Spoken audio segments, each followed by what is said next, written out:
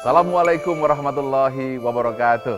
Alhamdulillah, kita lanjutkan materi self control.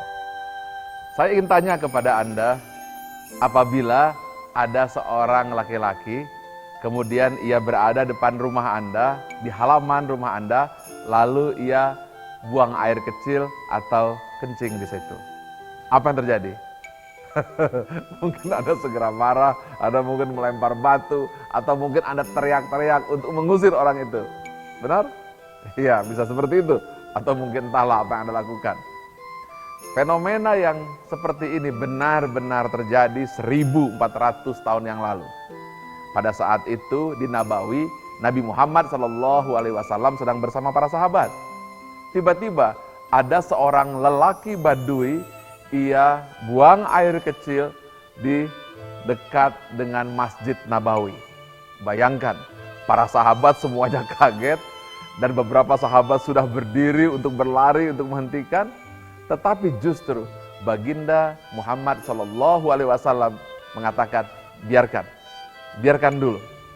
Dan kemudian setelah selesai buang hajat, barulah Nabi Muhammad SAW meminta para sahabat mengambil air dan menyiram tempat atau bekas kencing itu.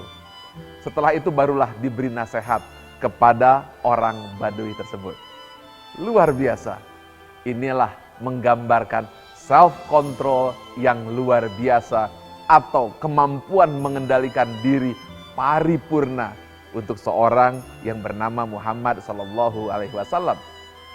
Namun pada tahun 2010 true story terjadi lagi, yaitu ketika seorang lelaki ia membuang air kecil di dekat sebuah bengkel.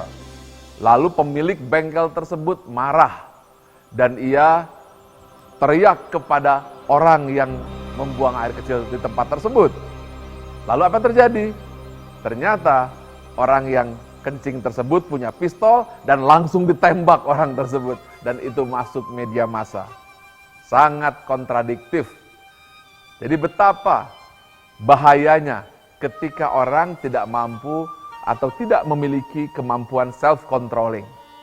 Yang satu bisa membunuh, yang satu selamat dan bahkan memberi manfaat. Yang satu, yaitu Baginda Muhammad SAW, ketika melakukan hal tersebut, maka dakwah sukses, berjalan dengan paripurna, karena mereka semua lihat bagaimana hebatnya akhlak.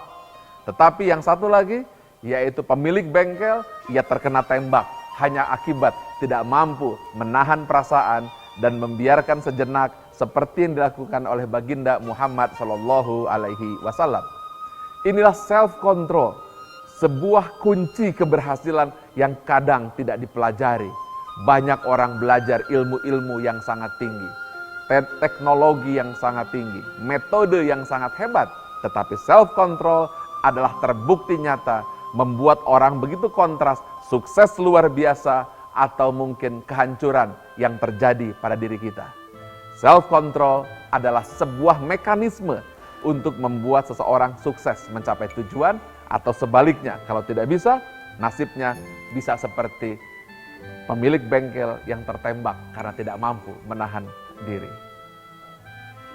Inilah rahasia keberhasilan Baginda Muhammad SAW hingga ia dijuluki sebagai manusia paling berpengaruh di muka bumi dari 100 tokoh yang paling berpengaruh, yaitu kemampuan untuk self control atau kemampuan untuk menguasai diri. Inilah kunci yang harus kita pahami. Banyak orang yang berpuasa tapi tidak ada hubungannya dengan syahadat. Banyak orang yang mampu self control tapi tidak punya hubungannya dengan misi atau mission statement. Kunci dari keberhasilan self control adalah komitmen kepada tujuan semula, yaitu syahadat yang menjadi awal atau anchor sekaligus akar kekuatan yang membuat kita mampu untuk menahan diri. Saya ingin mengatakan, ketika kita bicara tentang puasa, banyak orang yang hanya puasa untuk puasa, tetapi lupa bahwa puasa adalah bagian yang terkait, saling kait mengait dengan yang awal, yaitu rukun Islam yang pertama, syahadat, Di situ alasan kenapa kita hidup, sebuah mission statement, sebuah prinsip hidup, sebuah nilai hidup, sekaligus harapan dan cita-cita ke depan.